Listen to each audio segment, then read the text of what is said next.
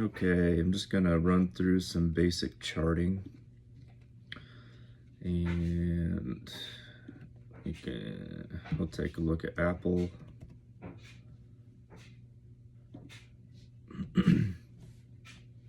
All right, so when I look at a chart, usually what I do is start at the highest time frame and then move down to my 4-hour time frame. I usually trade on the 4-hour, but I'll take a look. Let's get rid of this.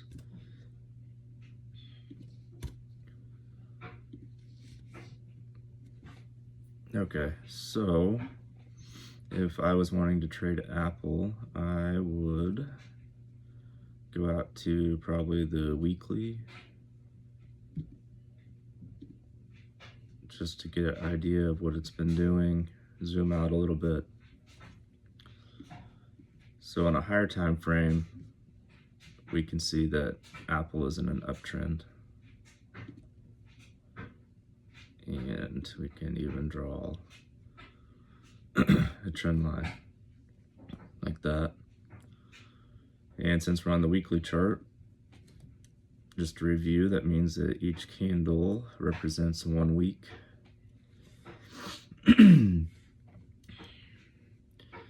So after I look at the weekly, I'd go down to maybe the daily, zoom out a little bit. You can see that you could either say that it was trading in a trend here, and you could also say that it was trading in a channel. So you'd have that lower trend line and also an upper trend line that it was kind of bouncing between right here. So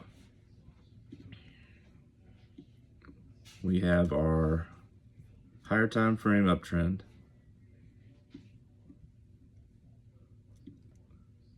a little bit lower time frame daily uptrend, and then we can see where it broke out and moved down. So it broke the trend line here. It started this little consolidation phase. And if I were going to trade it, I would go down to the 4-hour because that's where I usually trade.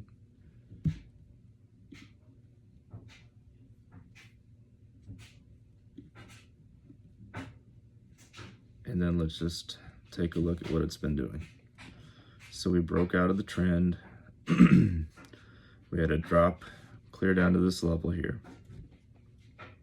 right around 199. Over here, it's at $199. And if we look back, we can see if this is a significant level. So if we move back, we can see that it dropped down to here at the wick, it stopped and moved back up. Moving back, you can see where it played around at that level here. If we go back even further,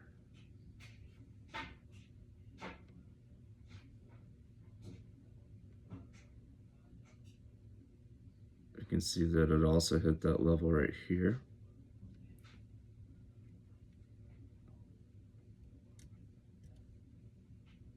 And sometimes even going out to the daily can be helpful again. So you can see that it hit around the same level here. So I would make this a zone from the bottom of this wick here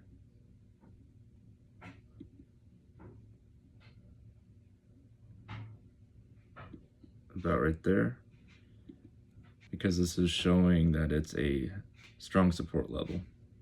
It hit here, here, here. When it was coming up, this would have been considered resistance.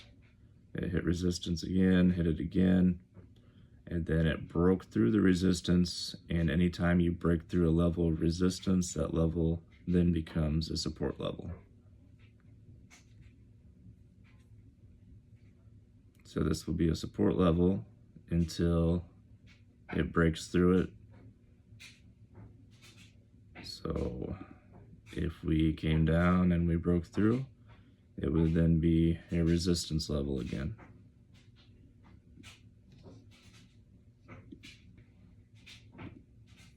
All right, so we've established a support level, and we need to establish a resistance level. Our previous high was here. So that's the level that we need to break through. So looking back on the 4-hour chart, we can say that this is moving back upward. There's the dryer. Moving back in an uptrend. We're getting higher lows. The highs are kind of sticking to this point here. I actually could move this resistance level down. This was the highest point here, and we keep bouncing off this level here. So this would be a better zone to watch, and I probably wouldn't enter a trade until we break through this level. So it plays around here. Once it breaks through here and we get a candle close, then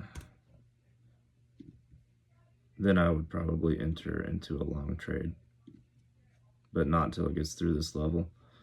So that would be considered a long trade.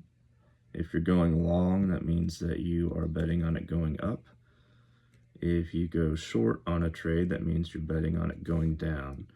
Another way that we could trade this, if it doesn't stay on this trend and break through, it could possibly make a move down. And if it does come down and hits this level of support, that could be a good level to get back in to a trade if it moves up. So we've established this as support. We could wait for it to hit that level of support again. Once it bounces up, get into a long trade and ride it up. And as far as an exit strategy, you could be conservative and find the previous low here, this swing low. Say that you want to get out there because it could find some resistance. Or if you wanted to, you could ride it clear back up to this level of resistance. I usually like to play it safe, so I'd probably exit here.